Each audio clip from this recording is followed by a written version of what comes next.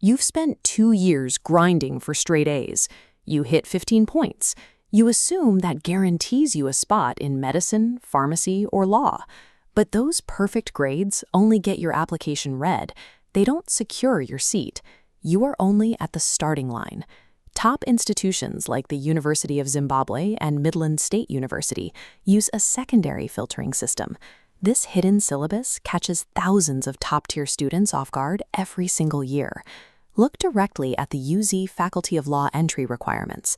The policy is stated in plain text. The faculty may require applicants to write a qualification examination or undertake an interview. If you treat your A-levels as the final hurdle, you walk into these assessments completely unprepared for the psychological and behavioral screening that actually decides who gets in. This diagram shows the true admissions attrition rate. At the top, you have hundreds of applicants who all easily meet the basic 15-point requirement. The first major drop-off happens at the psychometric tests. These don't check for deep memorization. They measure your cognitive load, your test-taking speed, and how quickly you can adapt to surface-level biology and chemistry problems under pressure. The applicants who survive that test hit the next bottleneck, the faculty interview. The panel probes for emotional resilience and professional curiosity. Very few make it through to the final admitted bucket. Your exams proved you can solve stoichiometry equations. The interview panel wants proof you can handle a crisis, show empathy to a stressed patient, and remain teachable when you make a mistake. These programs actively screen for character traits that written exams cannot measure. To survive the cut, you must build a holistic portfolio alongside your academic studies. Many applicants assume that joining 6 different school clubs makes them look well-rounded to an admissions board. This chart maps out the return on investment for your time outside the classroom, weighing your effort against the actual impact on your admissions chances.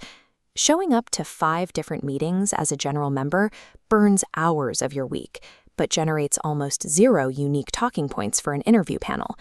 Taking on one demanding position, like chairing the debate society, sits squarely in the high-impact zone. It creates verifiable proof that you can organize people and manage conflict. The trade-off is straightforward. Dropping low-value clubs buys you back study time. Investing that time into one high-stress leadership role gives you the exact premium material the panel wants to hear. If you are aiming for medicine or pharmacy, the trait that separates accepted students from rejected ones is clinical curiosity. Telling the panel you enjoy reading medical articles falls flat. They want to see targeted involvement, like participating in a first aid club where you actually engage with the realities of care. The strongest proof you can bring is an independent service project. Volunteering at a local clinic or tutoring younger students over your A-level vacation shows initiative that few other applicants have.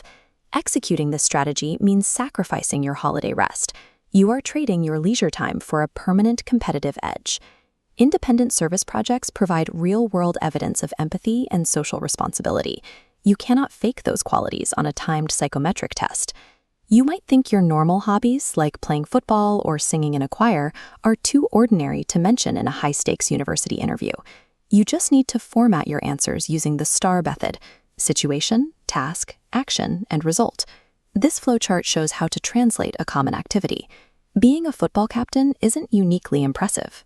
That describing a specific team conflict, your task to mediate it, the action you took, and the end result translates directly into crisis management.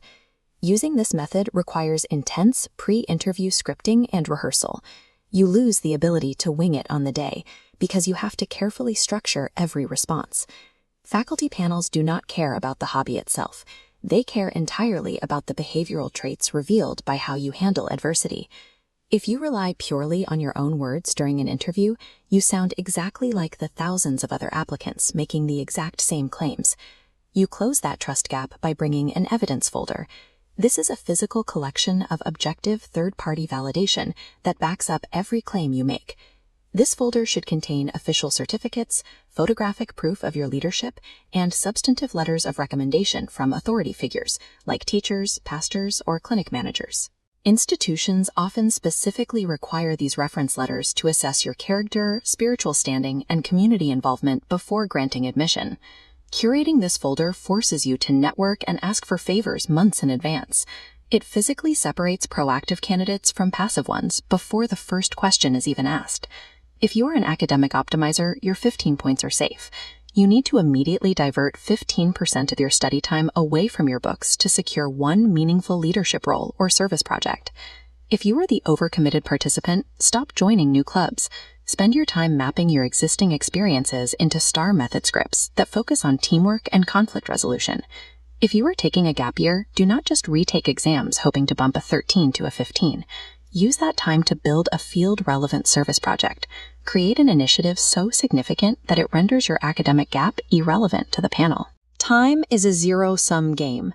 The applicants who actually win spots at top universities are those who trade a fraction of their academic perfection for undeniable proof of character and resilience.